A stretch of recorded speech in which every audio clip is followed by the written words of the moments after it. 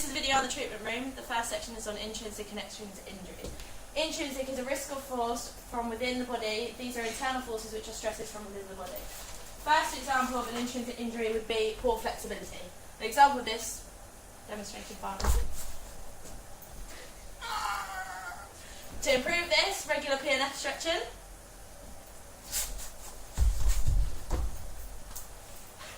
Regular PNF stretching will help stretch the muscles in order to increase flexibility. Another example would be poor technique.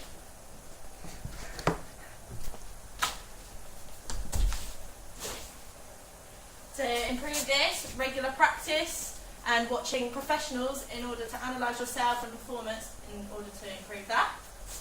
Another example would be history of previous injury. Oh, my shoulder. To improve that, it'd be sports massage, strapping, regular physiotherapy in order to increase strength and getting those muscles and bones back into place. Another example would be poor fitness levels. To improve this, regular training within the gym, regular running, just all cardio really to improve all fitness levels. And the last example would be postural defects. To improve this, regular physiotherapy, sports massage, anything to keep sitting up straight just to keep the posture right for improvement. Now we're moving on to extrinsic.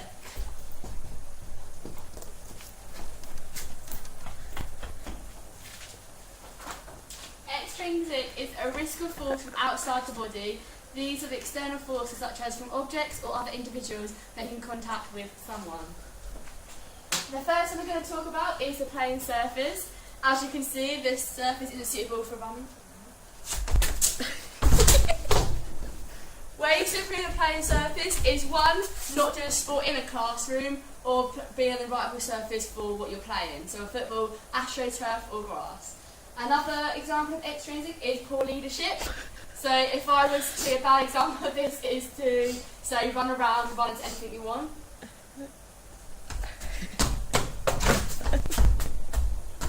A good example of this is telling the person to be careful to watch out for the objects and to avoid them at all costs.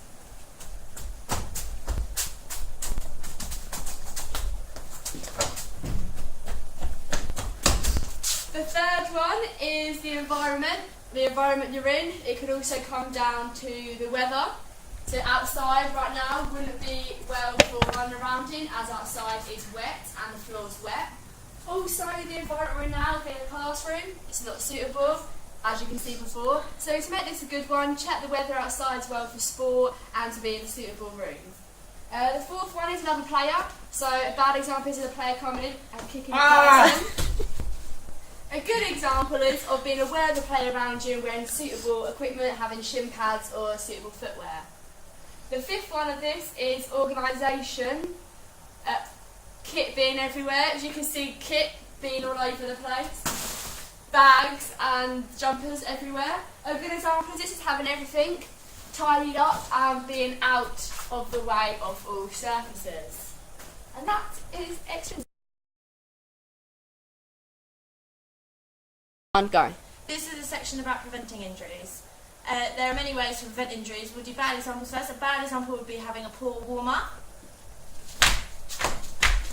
Done. A good example of this would be you do a long enough warm-up in order to exercise all your muscles, to warm up your blood, get your heart rate pumping. An example of this would be and you do an exercise like that for maybe 5-10 minutes in order to get the blood pumping around. Okay. Another bad example would be having poor stretching.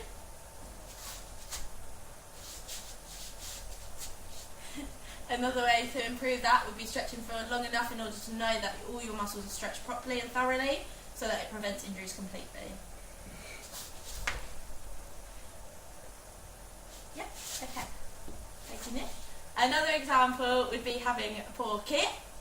As you can see here, Nick is ready to play football in flip-flops.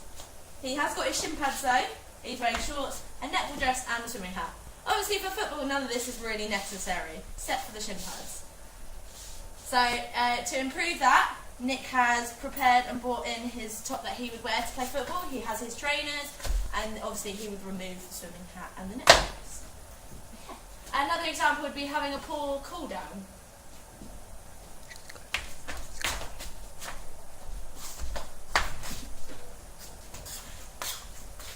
To improve that, come back Nick. To improve that, Nick would obviously have to do a much longer cool down so that all the muscles are being cooled down correctly. So that means slowing down the pace exactly at the right point. There we go. This section will be about sports massage. The benefits of sports massage include stress reduction and enhanced well-being, improving body awareness, pain reduction and relaxation. There are 5 types that can be done by sports massage. You've got blood and lymphatic circulation, but localised blood circulation can be improved through massage. Pressured exerted compression releases the blood vessels from the sports masseuse, stimulates blood flow to massage limbs and the opposing limbs. Lymphatic drainage removes waste products and reduces swelling.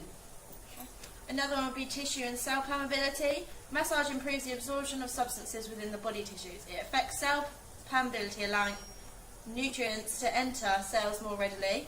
It also allows removal of waste products from the cell. Sports masseuses can talk about we help with stretching. So with stretching, it helps flexibility within the muscles, comes from the surrounding connective tissue and muscle floors. With forces applied, muscles pillars can be separated and connective tissues and fibres stretched longitudinally. This then increases muscle temperature, circulation and makes tissue more pliable and reduces adhesion. Another one is reducing and remodelling scar tissue. The healing process reduces elasticity in the muscle and becomes rigid. Untreated, it means that it permanent weaknesses and decreased flexibility. Massage in the cross direction of muscle fibre can separate adhered fibres and breaks down scar tissue. There's also opening microcirculation. Massage opens the blood vessels by stretching them and enables the nutrition to pass through more easily.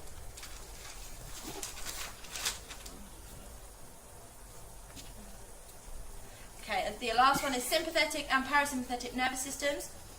Autonomic nerves are responsible for controlling the functioning of vital organs. Sympathetic nervous system stimulates activity within physiological systems. The parasympathetic nervous system inhabits inactivity. Different methods stimulate sense of touch, which enhances the effects of massage. This bit is about the role of a sport and exercise massage professional. The treatment they are supposed to do is massage. They then relax a person. They are strapping and taping, and then manipulation of the muscles.